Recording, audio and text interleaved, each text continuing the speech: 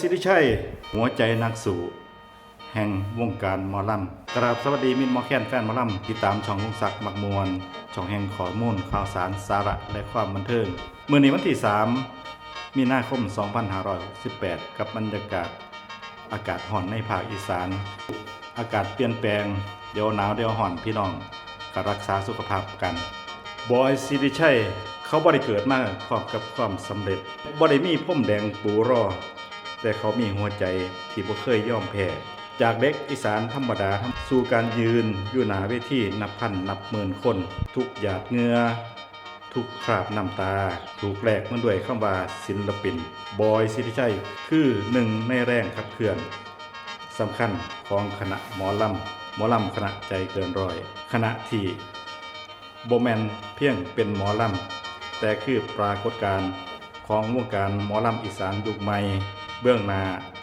คือแสงสีเสียงแต่เบื้องหลังคือแรงกดดันอย่างมหาศาลกระแสวิพากษ์วิจารณ์การแข่งขันดราม่าในวงการ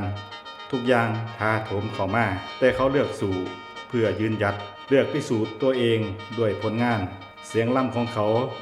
บ่แม่นแค่เสียงร้องแต่คือเสียงแห่งความพยายามเสียงของคนที่บ่ยอม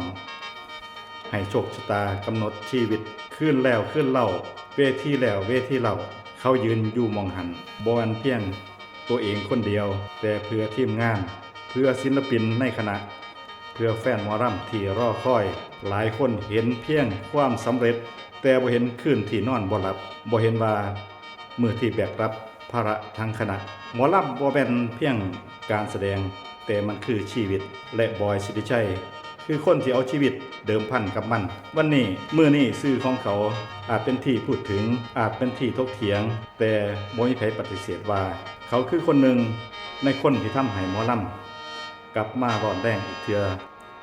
เสียงแค้นเสียงพิณพร้อมฉากแสงสีเสียงที่อลังการบนเวทีนั้นชายคนเดิมยังคงยืนอยู่ด้วยหัวใจนักสู้ที่บ่มีวันดับไฟแห่งแสงศรัทธาที่จะมุ่งมั่นรักษามรดกทางวัฒนธรรมให้คนรุ่นหลังได้เบิ่งได้มีความสุขเพราะมันคือรากเหง้าของคนอีสานจริงๆบอยสิริชัยนี่แหละยังคงอนุรักษ์วัฒนธรรมด้านหมอลำให้เฮาได้เบิ่งอยู่ใครมีความคิดเห็นเป็นอย่างไรก็สามารถคอมเมนต์เข้ามาได้ฝากกดติดตามกดไลค์กดแชร์เพื่อบ่พลาดคลิปต่อไปคลิปหน้ามาพบกันใหม่สวัสดีครับ